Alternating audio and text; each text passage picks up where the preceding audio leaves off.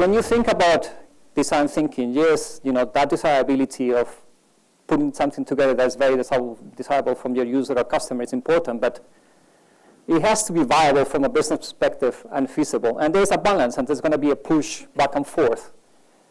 And it's not something that you do later. You do it throughout the process. You cannot design something and then try to think about how am I going to make it viable or feasible. So that has to be part of the process. We've also touched about cross-functional teams.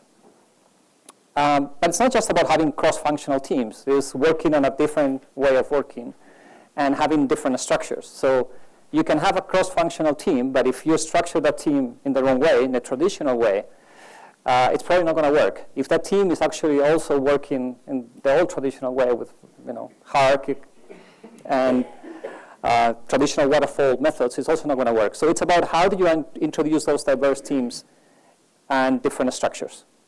The next thing is when you think about designing something, think about co-creating. Now, babies are good examples of co-creation. They cannot exist without two people at least co-creating them.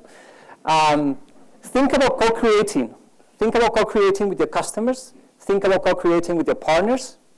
So it's not about just understanding, and doing research with them. Is why don't you bring them along? Why don't you design with them? They make great designers.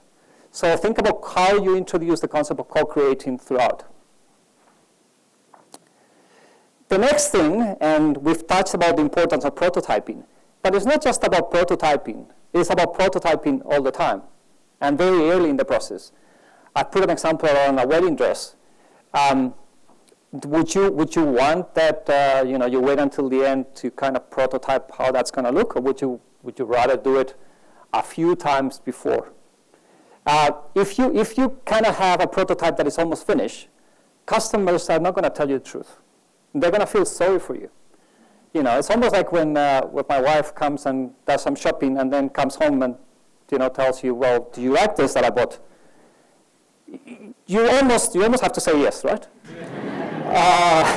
Whereas if you go to the shop with her and she asks you, maybe you can actually tell them the truth. So think about prototyping and think about how you need to involve that prototyping and testing very early on. Don't wait until the end when it's almost finished. Nobody will tell you the truth.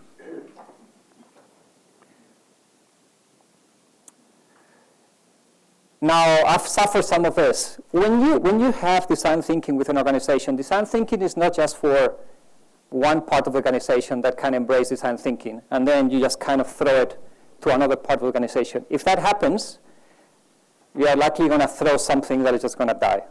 And I've seen it, and it's a pity.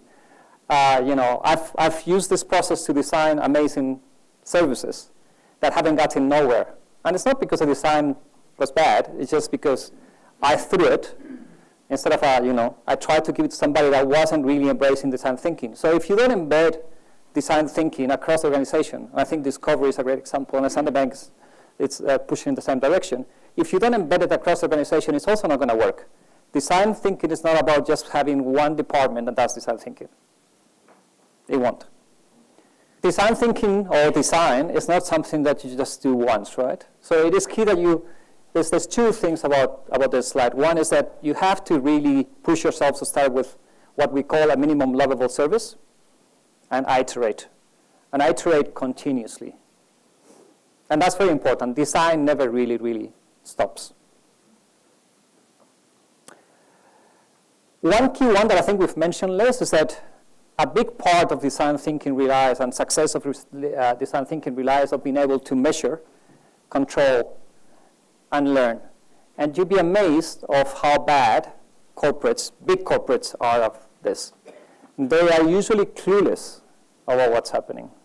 They wouldn't even, some of the very basic questions around how customers are using the product or not using it, where are they falling into the process. If you're not able to measure, control, and learn, design thinking is also not going to give you as amazing results as you're hoping for. So don't forget about it.